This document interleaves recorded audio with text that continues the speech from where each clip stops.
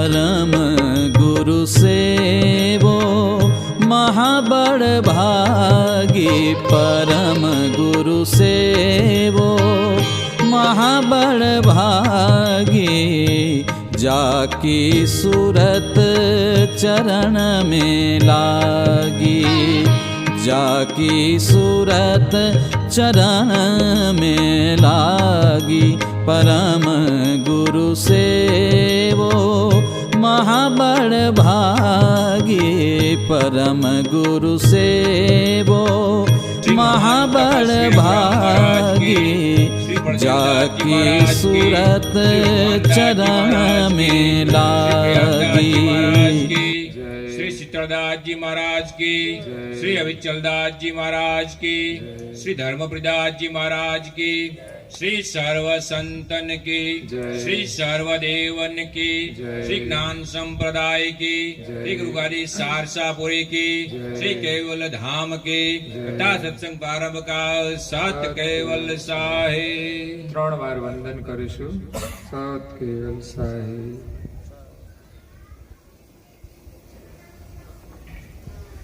કેવલ હંસો સત કેવલ સાહે। બાજુ બાજુ સૌને કહેજો સત કેવલ સાહે, સત કેવલ સાહે। હવે કહું તપન સુનો મમ તનયં દેશ અમરે પુરુષયનાદ્ય ઉપાધિ પરજીત વેશ કોટિ કલ્પ પરજાંતયાંત નહિ જગત માયા માસ નહિ રુદ્ર મહિ નહિ આયા ઉપને આપો આપ વ્યાપ મોહિ સકલ શરીરા અવિગત અંગ માર બિંદુ કે શરીરા બિંદુ કે નહીં શરીર ધીર જગ પુરુષ પુરાણા રૂપય રૂપી ખેલ કુવેરય ખેલ નિધાના।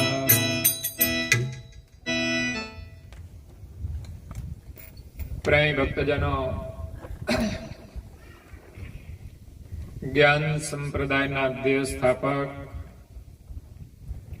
અનંત બ્રહ્માંડાધીશ વિશ્વ નિયંતા સૃષ્ટિના સર્જનહાર કૈવલ કર્તાના પરમ વિશેષ અંશ સકર્તા સત કૈવલના મહાદ સજાણ જાણ અલૌકિક દિવ્ય સ્વરૂપને અનેક ન્યાયો દ્વારા પ્રત્યક્ષ પ્રમાણથી સ્વ અનુભવથી પ્રતિપાદન કરી આપનાર અનંત અંશોના તારણહાર પરમ મોક્ષના દાતા કૈવલ ધર્મ ધુરંધર મહાન સમર્થ પરમ શ્રેષ્ઠ પરમ વિભૂતિવાન પરમ દયાળુ પરમ કૃપાનિધિ સર્વજ્ઞ દિવ્ય પરમ ગુરુ શ્રીમદ કરુણાસાગર મહારાજ જગતના જિજ્ઞાસુ અને મુમુક્ષુ અંશોને યથાર્થ જ્ઞાનનો ઉપદેશ આપતા સ્વરચિત વિજ્ઞાન સક્રતમણિ દીપ ગ્રંથ 56 વિશે પરમ ગુરુ એમના પ્રાગટ્યનો મહિમા સમજાવતા કહે છે કે હવે કહું ઉત્પન્ન સુનો મમ તન અંદેશા। हम है पुरुष उपाधि ते वर्जित वेशा। परम गुरु श्रीमद करुणासागर महाराज નું પ્રાગટ્ય આ વિશ્વની અંદર સૃષ્ટિના સર્જનહાર એક છે એવું સ્થાપન કરવા માટે થયું છે. જગતની અંદર જે ભિન્ન ભિન્ન માન્યતાઓ છે એની અંદર જે સમજણ ફેર છે એનું સમાધાન કરવા માટે આ વિશ્વની અંદર પરમ ગુરુ પધાર્યા છે. હિન્દુ, મુસલમાન, યહૂદી, પારસી, ખ્રિસ્તી, જગતની જેટલી રચના આપણને દ્રષ્ટિગોચર દેખાય છે એમાં રહેનારી જે તમામ જાતિ છે મનુષ્યની, તેમજ 84 લાખ પ્રકારના જે શરીરો છે બધાનું સર્જન કરનાર સર્જનહાર એક જ છે. જો કે પ્રાણીઓ કોઈ દિવસ વિવાદ નથી કરતા કે અમારા ભગવાન જુદા અને તમારા ભગવાન જુદા.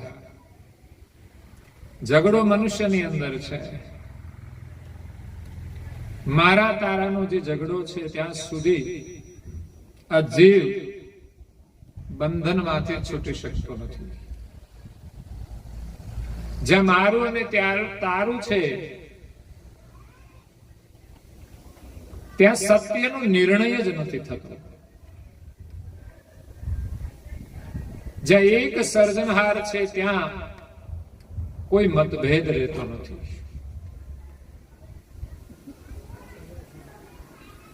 તો એ જગતના સર્જનહારની ઓળખાણ કરાવવાને માટે દિવ્ય પરમ ગુરુ શ્રીમદ કરુણાસાગર એ સર્જનહારના પરમ અંશ છે.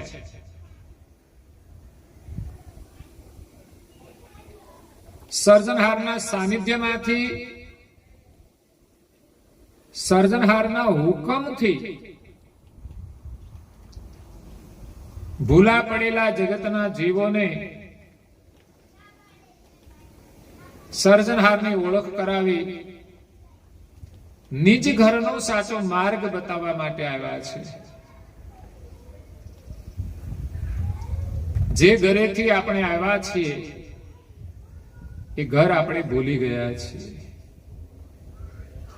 આપણે એટલે આ શરીરમાં રહેનાર જે ચૈતન છે એ ચૈતન સ્વરૂપને આપણે જાણતા નથી, ઓળખતા નથી.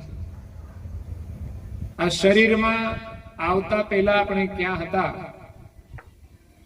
આ શરીરમાં રહીએ છીએ તો પણ આપણે ખુદને તો જાણતા જ નથી.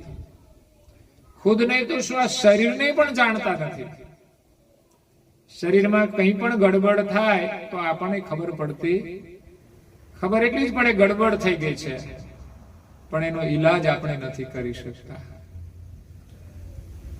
ક્યારેક ક્યારેક તો શું તકલીફ છે એ પણ ખબર નથી પડતી.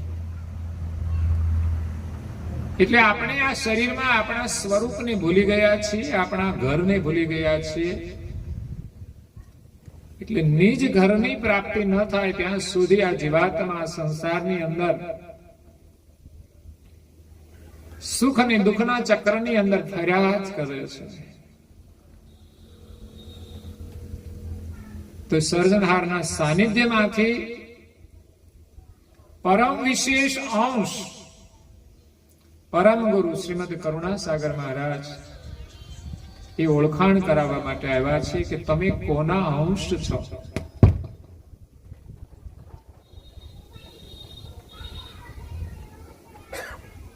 આપણે બધા સામાન્ય અંશ છીએ, માલિકના સામાન્ય અંશ. આ વિશ્વની અંદર આનંદ કરવા માટે મોકલ્યા છે. જગત કરતા આ જગતનું સર્જન શા માટે કર્યું હશે? શું જીવોને દુઃખી કરવા માટે?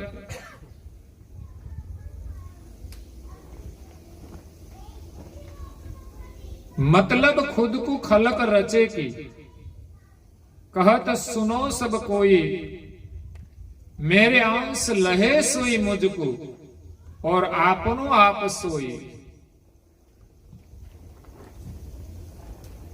જગતની રચના કરવાની, જગત કરતાની કોઈ મતલબ છે? જગતમાં મનુષ્ય પણ લગ્ન કરે છે, પરિવાર છે, વ્યવસાય કરે છે. એનો મતલબ છે પરિવાર સાથે આનંદ કરવાની. તો શું બધા જ પરિવાર લોકો ખુશ રહેતા હોય છે? પરિવારમાં બધા જ આનંદ કરે છે? બધા જ પરિવારમાં પ્રેમ છે? જોવા મળતો નથી. પણ ઘણા પરિવારો ભાગ્યશાળી છે, ભગવાનની પણ કૃપા છે, માતા પિતાના પણ આશીર્વાદ છે, તો પરિવારની સાથે પ્રેમથી રહેતા હોય છે. પ્રેમથી રહેવા માટે પરિવાર છે. જ્યાં પ્રેમ છે એનું નામ પરિવાર છે.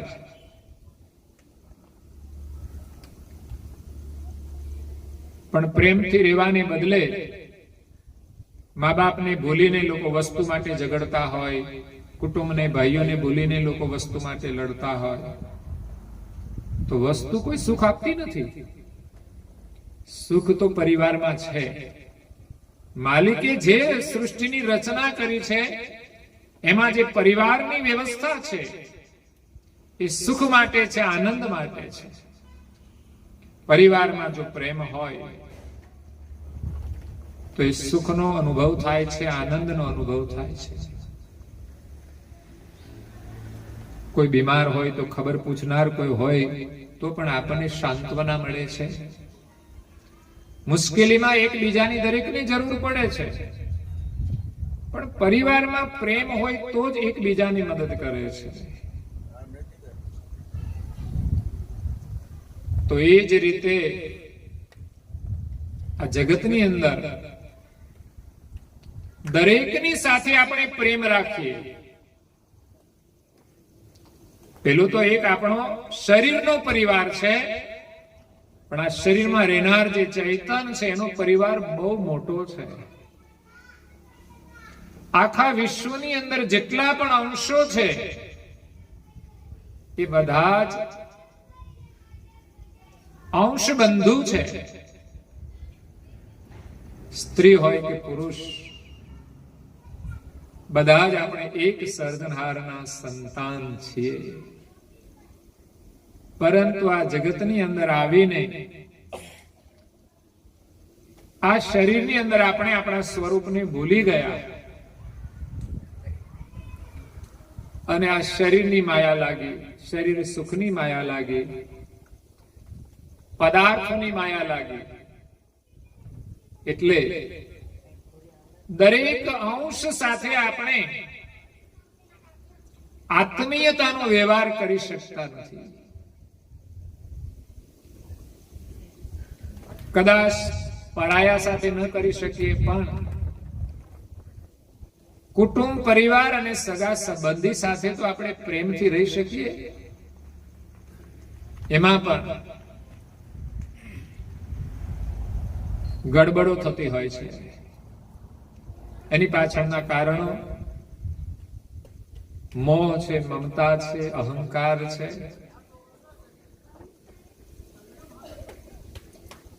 તો એને ભૂલીને આપણે આપણા સ્વરૂપને ઓળખવાનું છે. દરેકની સાથે આત્મીય વ્યવહાર કરવાનો છે. આપણે બધા સામાન્ય અંશ છીએ. કરતા માલિકે આ જગતની અંદર આપણે આનંદ કરવા માટે મોકલ્યા છે. તો આનંદ જ કરો, મોજ કરો. પણ મોજ આવે કેવી રીતે? કર્તાના નિયમ પ્રમાણે જો આપણે વર્તમાન કરીએ. જગત કર્તાએ સૃષ્ટિની જે રચના કરી છે એ નિયમથી કરેલી છે. એવું નહીં કે જેને જેમ ફાવે તેમ કરે. શું ચાલે છે ભાઈ એવું? ઘરમાં પણ એવું નથી ચાલતું અને આ જગતમાં પણ એવું નથી ચાલતું. કદાચ કોઈ મન ફાવે એમ જીવે, ઘણા જીવતા હોય છે મનની ઈચ્છા પ્રમાણે. ભલે આપણે મનની ઈચ્છા પ્રમાણે ચાલીએ, પણ બધું જ મનની ઈચ્છા પ્રમાણે થતું નથી. થાય છે ભગવાનની ઈચ્છા પ્રમાણે. પરંતુ આપણે ભગવાનની ઈચ્છા પ્રમાણે જો કરીશું તો આપણા મનની જે ઈચ્છા હશે બધું જ થશે. એટલે કુદરતના નિયમ અનુસાર જે જીવે છે એ સુખી થાય છે. નિયમ વિરુદ્ધ કોઈ વર્તન કરે છે તો અન્યાય કહેવાય, અને અન્યાયનું ફળ એને ભોગવવું જ પડતું હોય છે. આ જગતની અંદર અન્યાય ચાલતો નથી. એટલે કર્તા માલિકે જગત બનાવ્યું છે, એના નિયમ અનુસાર આપણે જીવીએ તો પરિવારમાં આનંદ છે, જીવનમાં પણ આનંદ છે. જે માલિકના આપણે અંશ છીએ એ માલિકનું ભજન કરીને જો આપણે જીવીએ તો આપણને આનંદ આવશે, નહીં તો આનંદ આવશે નહીં. ચાહે આપણી પાસે ગમે તેટલી સગવડ હોય, સુવિધા હોય, ફેસિલિટી હોય, એ જરૂરથી અનેક ગણી હોય તો કોઈ ફરક પડતો નથી સુખ માટે. કારણ કે આપણી ભોગવવાની ક્ષમતા કેટલી. આપણી પાસે જરૂર કરતા અનેક ગણું સુખ હોય પણ બધું આપણે ભોગવી શકતા નથી. એટલે જરૂરથી વધારાનું જે કંઈ આપણને મળ્યું છે એને આપણે વિવેકથી ભોગવવાનું છે. માત્ર વસ્તુથી જ સુખ મળતું નથી. માલિકને ભૂલીને આપણે ગમે તે કરીએ સુખ નહીં મળે. સંસારની અંદર જે વ્યવસ્થા છે એ જીવન નિર્વાહ માટે છે,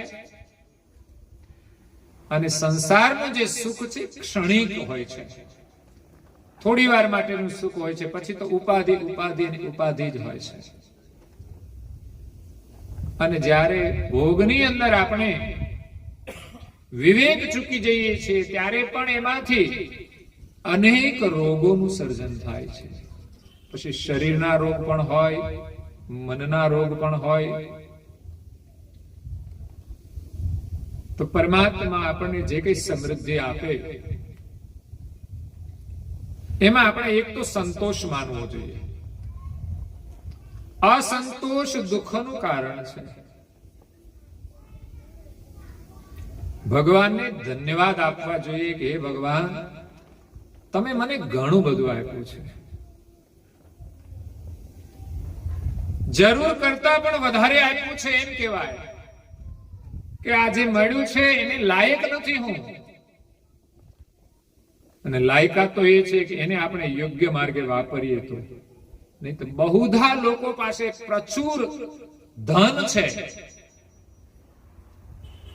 તો કદાચ એના ભાગ્ય પ્રમાણે મળ્યું હશે એને, પણ છતાંય બધાની અંદર લાયકાત નથી હોતી.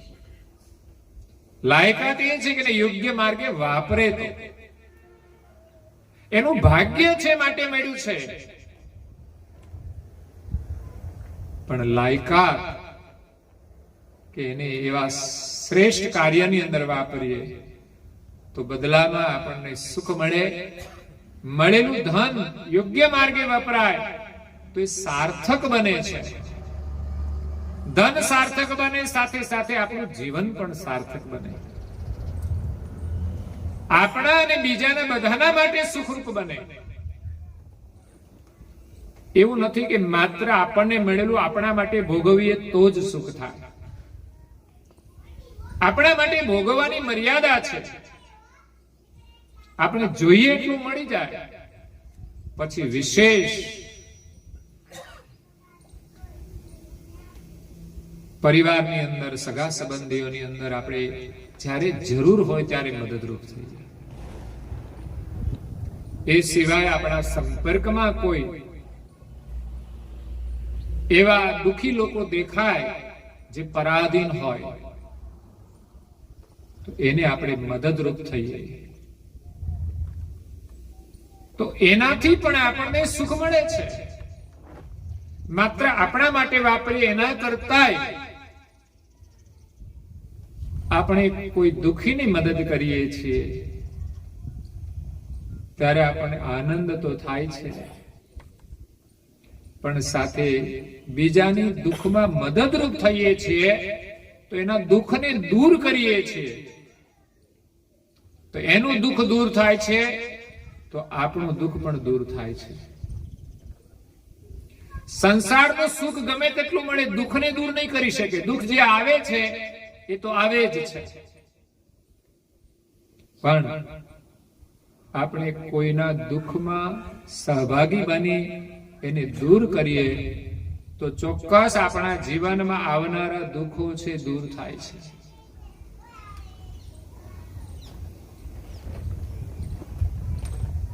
કોઈ માણસ અતિ બીમાર હોય, સારું ન થાય ડોક્ટરોથી પણ, તો પછી આપણે શું ઈલાજ કરીએ?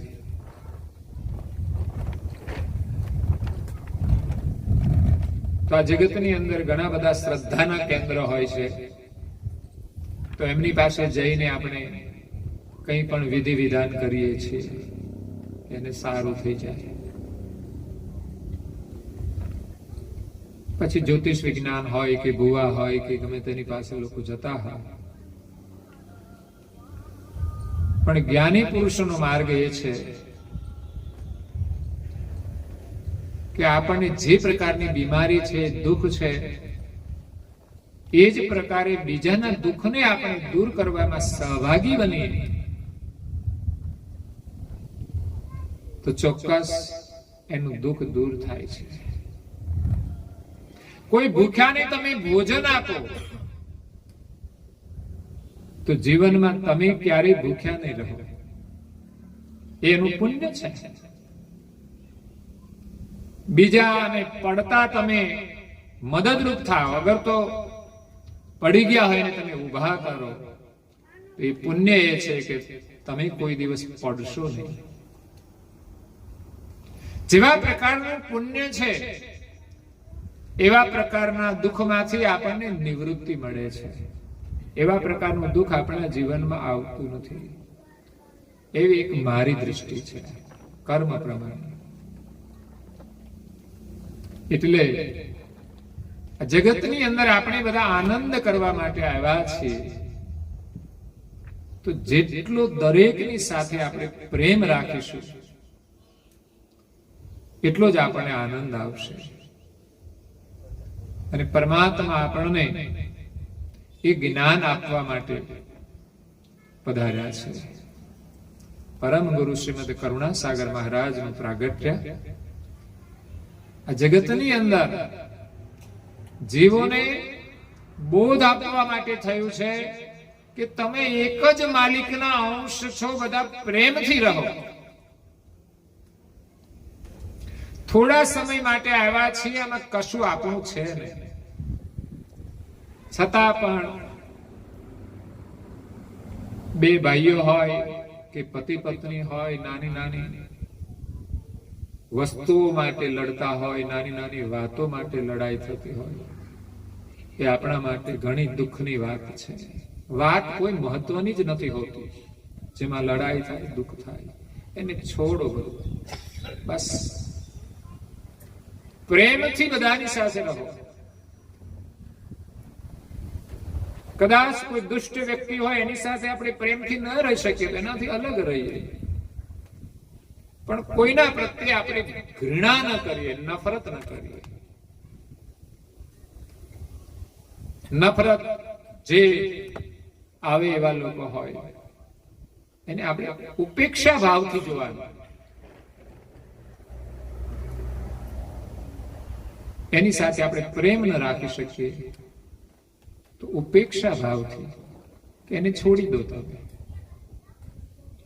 તો એક જ માલિકના આપણે સંતાન છીએ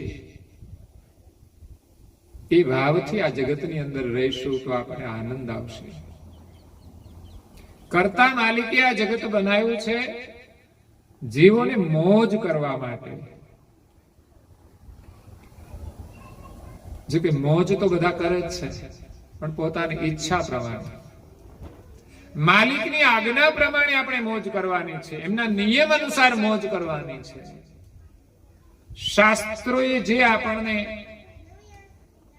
નિયમ આપ્યા છે એ નિયમમાં રહીને આપણે આનંદ કરવાનો છે. પણ નિયમ ભૂલીને આપણે જ્યારે આનંદ કરીએ છીએ ત્યારે આપણા જીવનમાં શોક આવે, સંતાપ આવે, દુઃખ આવે છે. દિવ્ય પરમ ગુરુએ સક્રત પરમ પ્રકાશ મણિ ભાષ્ય ગ્રંથની અંદર લખ્યું છે કે કૈવલ કરતા આ જગત બનાવ્યું છે અંશોને મોજ કરવા અને આંખ ખોલવા માટે. તો મોજ કરવાની વાત તો આપણને સમજાય કે ખાઓ પીવો અને મોજ કરો, એ જ કરવાનું છે. પછી તો લોકો ભોગ વિલાસના અનેક સાધનોમાં મોજ કરે છે, જેમાં અધર્મ પણ હોય, અનીતિ પણ હોય, દુરાચાર પણ હોય. એમાં મોજ તો કદાચ થોડા સમય માટે આવશે, પણ જ્યારે કર્મનું ફળ ભોગવવું પડશે ત્યારે માણસ એટલો દુઃખી થઈ જશે કે એને રડતા પણ નહીં આવડે. એટલે મોજ કરવાનું પણ માણસો બધા નથી જાણતા. મોજની અંદર સ્વાર્થ આવે ત્યારે માણસ અનીતિ કરે છે. પૈસા કમાવા જોઈએ, શરીર નિર્વાહ માટે જરૂરી છે, પરિવારના નિર્વાહ માટે જરૂરી છે, પણ એવું કોઈ થોડું જરૂરી છે કે ઘરમાં ન હોય તો અનીતિ કરવી જોઈએ? ન હોય તો પણ અનીતિ તો ન જ કરવી જોઈએ. ભગવાન ઉપર ભરોસો રાખો, મહેનત કરો, તમને ભૂખ્યા નહીં રાખે. જેને કામ નથી કરવું એવા ઘણા લોકો ભૂખ્યા રખડતા હશે, કપડા પૂરતા નહીં હોય એવા રખડતા હશે, કારણ કે એને કામ નથી કરવું. જો એ કામ કરે તો એ ભૂખ્યા નહીં રહે, કપડા વિનાના નહીં રહે, અને મહેનત કરશે તો આશ્રય પણ મળી જશે. કઈ નહીં તો સરકાર પણ નાનો એવો આશ્રય તો આપશે. ગરીબો માટે જે વ્યવસ્થા કરે છે એમાં એને આશ્રય તો મળશે. એટલે ઘરમાં ખાવાનું ન હોય તો પણ માણસે જૂઠું કરવું જોઈએ નહીં. આવેલી જે પરિસ્થિતિ છે એને તમે સ્વીકારો, સહન કરો. એ પરિસ્થિતિ કાયમ નહીં રહે એવો પણ વિશ્વાસ રાખો. નીતિ અને પ્રમાણિકતાથી ભગવાનમાં ભરોસો રાખીને તમે જીવશો, પુરુષાર્થ કરશો, અને સાથે જો ભગવાનનું ભજન કરે ને તો ચોક્કસ એ પરિસ્થિતિ જલ્દી ચાલી જાય છે. એ પરિસ્થિતિ એને દુઃખ નથી આપી શકતી. કદાચ દુઃખદ પરિસ્થિતિમાં પણ સુખનો અનુભવ કરી શકે છે માણસ. પ્રારબ્ધ અનુસાર સંપત્તિ કદાચ ઓછી મળે તો પણ એ ભગવત સ્મરણથી અને ધર્મમય જીવન જીવવાથી સુખનો અનુભવ કરી શકે છે. શ્રી કૃષ્ણના મિત્ર સુદામા ઘણા ગરીબ હતા, બ્રાહ્મણ હતા. એમ કહેવાય છે કે એટલી બધી ગરીબી હતી કે એના ઘરમાં બાળકોને પીવડાવવા માટે દૂધ મળતું નહોતું. પરિસ્થિતિ નહોતી. બીજા બાળકો બધા દૂધ પીતા હોય, એની સાથે સુદામાના બાળકો જુએ, ઘરે આવીને કે માં મને દૂધ આપો. ત્યારે માં ચોખાનું પાણી જે ધોળું દેખાય ને એવું પાણી માં દીકરાઓને બાળકોને પાય છે. છેવટે ગરીબીથી સુદામાના ધર્મપત્ની કંટાળ્યા થોડા. સ્વાભાવિક છે કે ઘરમાં છોકરાને ખાવાનું ન હોય એટલે એને દુઃખ થાય. પોતાના માટે ન હોય ને તો સહન કરી લે, પણ નાના બાળકોને જ્યારે પૂરું ખાવાનું ન મળે ત્યારે એના મા બાપને દુઃખ થાય, સ્વાભાવિક છે. પતિને દુઃખ તો હોય, પણ જે પરિસ્થિતિ છે એના માટે શું કરવું? ચોરી લૂંટફાટ એ તો કરાય નહીં, કરતા હશે કરવા વાળા લોકો. ઘણાના ઘરમાં નથી એટલે ચોરી લૂંટફાટ ભ્રષ્ટાચાર કરે છે એવું નહીં, ઘણાના ઘરમાં છે તોય પણ કરે છે. એની બહુ જ દુર્દશા છે. કદાચ માણસ કોઈ બહુ ભૂખ્યો હોય, એટલી બધી ભૂખ લાગી હોય ને પોતાની પાસે કંઈ ખાવાનું ના હોય, અનાથ હોય, અને કદાચ ક્યાંકથી એમણે ઝપટ મારીને કોઈ ખાવાની વસ્તુ લઈ લીધી,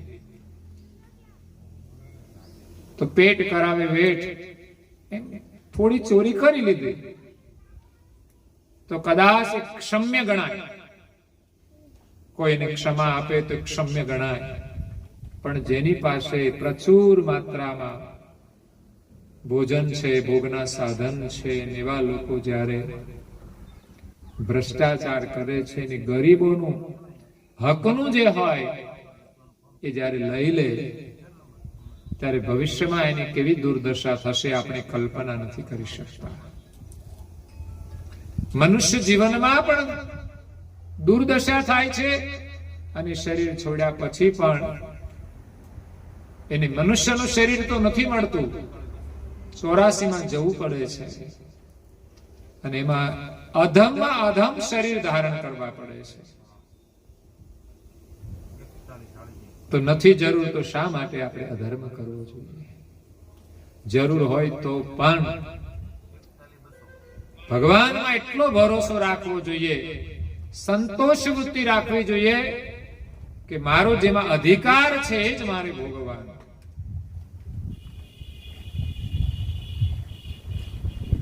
શ્રેષ્ઠ ધર્મ એ છે કે આપણા અધિકારનું હોય એ જ આપણે ભોગવીએ, પણ આપણી પાસે ન હોય અને કોઈ આપણને મદદ કરે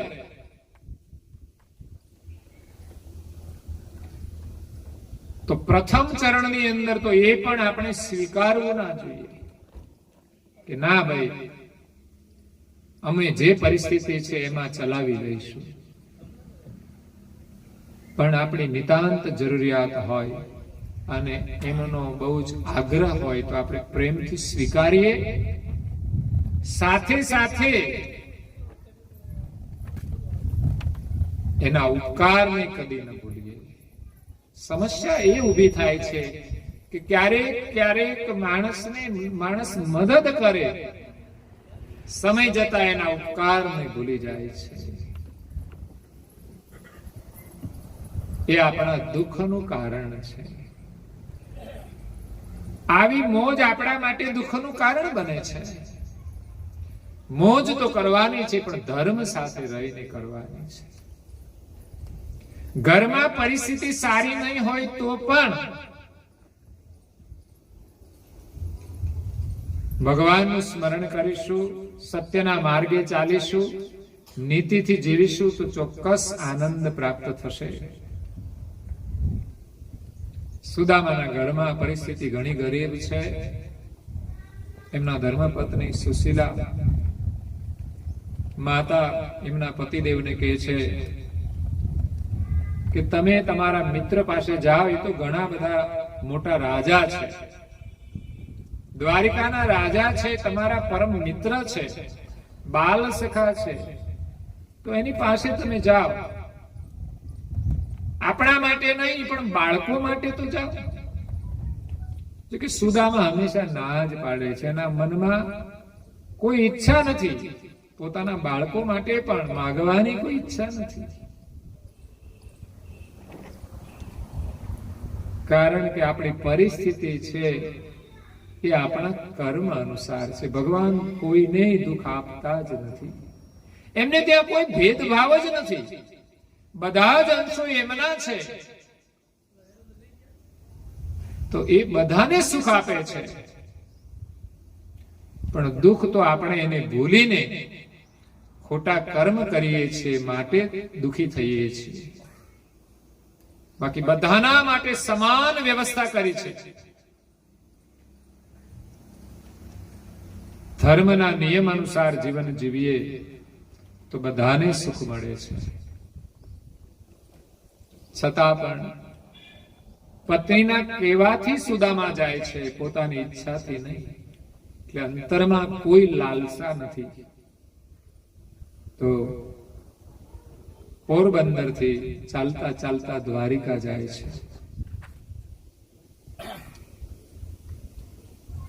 મિત્ર સુદામો કૃષ્ણ પ્રભુનો આ ધીમે ડગલે જાય છે,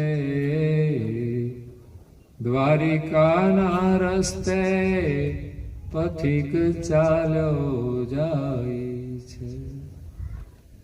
શ્રી કૃષ્ણ દેવગતિથી જાણે છે, એટલે એને મદદરૂપ થાય છે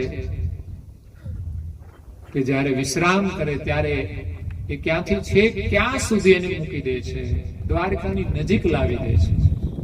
કદાચ સુદામાને ખબર પણ નહીં હોય કેટલો રસ્તો કપાયો છે, કેટલું દ્વારકા દૂર છે. પણ શ્રી કૃષ્ણ દેવગતિથી એનું કાર્ય કરે છે. દેવોની અંદર સામર્થ્ય છે. જગત કરતાએ એને જે સામર્થ્ય આપ્યું છે એ પ્રમાણે આ સૃષ્ટિમાં એ ભક્તોના કાર્યો કરે છે. જરૂર પડે તો દુષ્ટનો સંહાર પણ કરે છે. આ કાર્ય દેવોનું છે, માલિકનું નથી. માલિક દેવોથી પર છે. આ સ્પષ્ટતા નથી એટલે સંસારની અંદર અનેક મતભેદો ઉભા થયા છે. સાચા સર્જનહારને જગતના જીવો ભૂલી ગયા છે.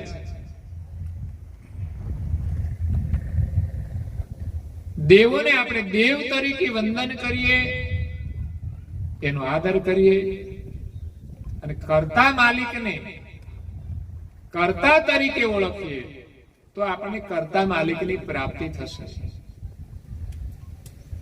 અને કર્તા માલિકનું આપણે સૌએ ભજન કરવાનું છે. જે દેવતાઓ પણ એમનું ભજન કરે છે. દેવો એમ નથી કહ્યું તમે અમારું ભજન કરજો, પણ જગતના જીવોની જે આશાઓ અને અપેક્ષાઓ હોય છે એ કાર્ય દેવો દ્વારા થાય છે, માટે લોકો દેવોનું ભજન કરે છે.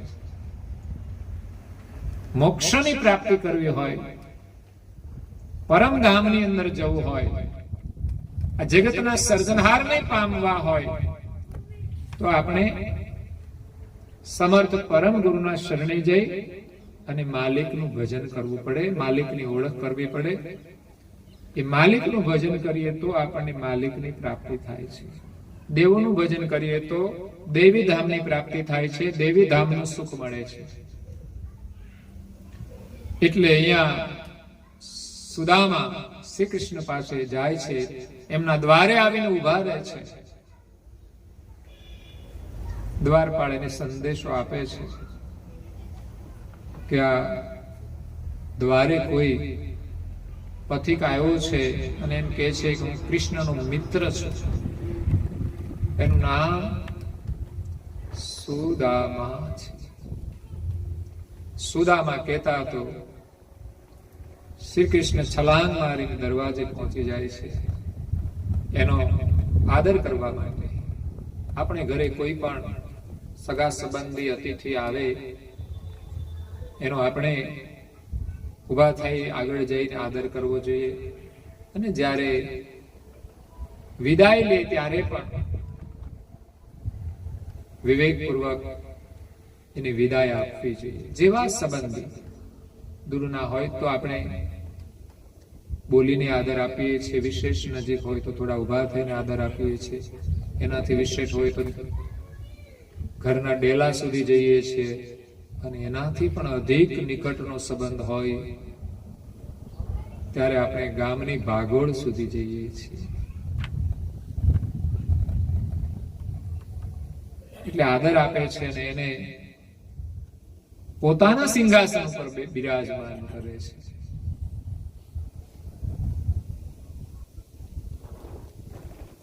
અને શ્રી કૃષ્ણ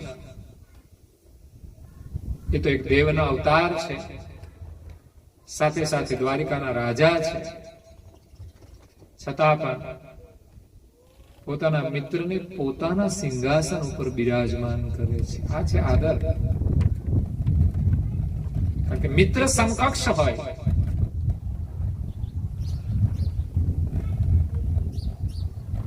એટલું જ નહીં,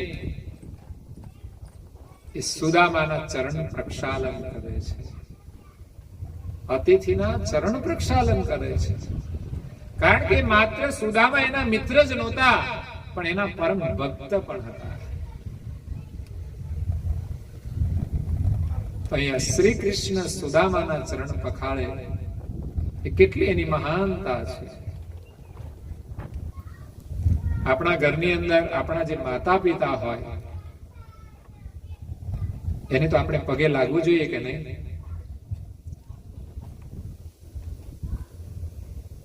એના ચરણ પ્રક્ષાલન પણ કરવા જોઈએ. રોજ ન કરો તો પ્રસંગોપાત કરો, આશીર્વાદ માટે. કે આજે કોઈ વિશેષ પ્રસંગ છે તો આપણે દેવોની પૂજા તો કરીએ છીએ, સાથે સાથે માતા પિતાની પણ એક પૂજા, આદર, સન્માન કરવું જોઈએ.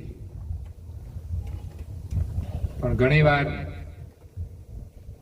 બાળકો નાના હોય ત્યારે તો ગોદમાં બેઠા હોય, પણ મોટા થયા પછી થોડા મોટા થઈ જાય છે તો મા બાપને પગે લાગવા માટે શરમાતા પણ હોય. એટલું જ નહીં, ક્યારેક તો મા બાપથી મોટા હોય એવું વર્તન કરતા હોય. આપણે ગમે તેટલા મોટા થઈ જઈએ, બહાર આપણે મોટા હોઈએ, પણ ઘરમાં મા બાપ આગળ તો આપણે એના દીકરા તરીકે જ વર્તન કરવું જોઈએ. પછી આપણે બહાર હુકમ ચલાવતા હોય એટલે હુકમ નો સ્વભાવ થઈ જાય ને, કારીગરો સાથે, નોકરો સાથે વર્તન કરતા હોય ને ઘરે આવીને પણ એવો જ પાછો આદેશ કરવા માંડીએ. પછી પત્ની હોય, છોકરા હોય, માતા પિતા હોય, તો એ અવિવેક કહેવાય છે. જે જે સ્થાન હોય એ પ્રમાણે આપણે એની સાથે વ્યવહાર કરવો જોઈએ. બાળકો સાથે નોકરનો વ્યવહાર ન થઈ શકે, એની સાથે પ્રેમનો વ્યવહાર. નોકર સાથે પણ એવું નથી કે નોકર છે એટલે એની સાથે ગમે તેમ વ્યવહાર કરવાનો, ગમે તે રીતે બોલવાનો. વિવેક તો ત્યાં પણ હોવો જોઈએ. પણ નોકરને નોકરના સ્થાને રાખીને આપણે પ્રેમ રાખીએ, દીકરાને દીકરાના સ્થાને રાખીને પ્રેમ. તો માતા પિતા છે એ આપણા એક દેવ છે. સર્જનહાર તો સર્જનહાર છે જ. આ જગતના દેવતાઓ છે એ તો દેવતાઓ છે જ, પણ આ ધરતી ઉપર જેના દ્વારા આપણું અવતરણ થયું છે એ માતા અને પિતાનો બહુ મોટો ઉપકાર હોય છે.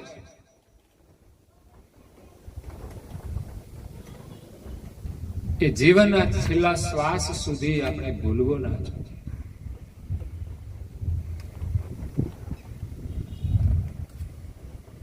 અહીંયા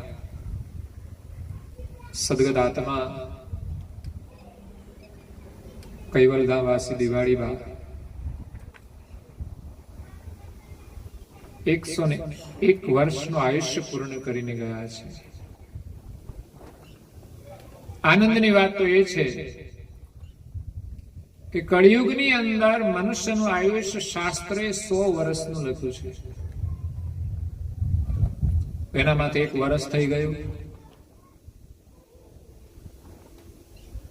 કરુણાસાગર મહારાજે મનુષ્યનું આયુષ્ય 120 વર્ષનું લખ્યું છે.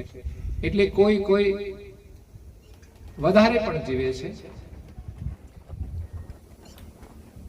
એટલે પૂર્ણ આયુષ્ય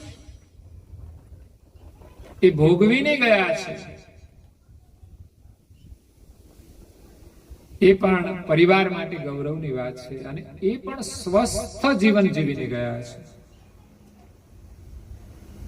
ભગવાનની એક કૃપા છે કે આપણે સ્વસ્થ જીવન જીવીએ, નિરોગી જીવન જીવીએ. છેલ્લા શ્વાસ સુધી બધાની સાથે વાતો કરતા કરતા ગયા છે.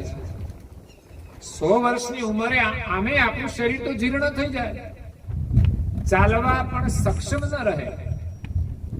વૃદ્ધાવસ્થાની અમુક પરાધીનતાઓ તો છે જ. આંખે સામાન્ય ઓછું દેખાય, કાને ઓછું સંભળાય, ઘણાને ના પણ સંભળાય, ઘણાને ના પણ દેખાય. શરીર ચાલે પણ નહીં, ચાલે તો આપણે વાંકા ચાલવું પડે. એક વૃદ્ધાવસ્થાની પરાધીનતાઓ છે.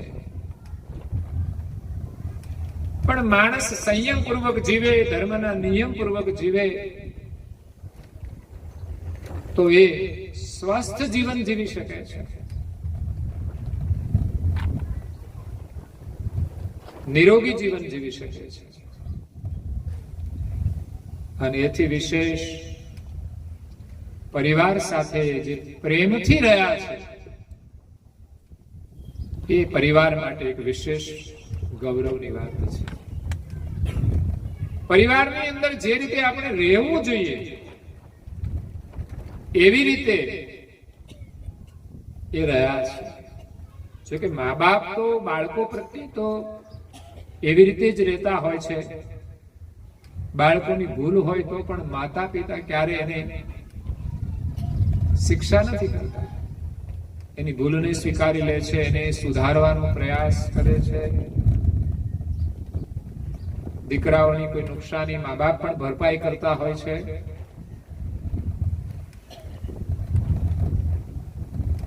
પરંતુ દીકરાઓ મોટા થઈને મા બાપને ભૂલી જતા હોય છે.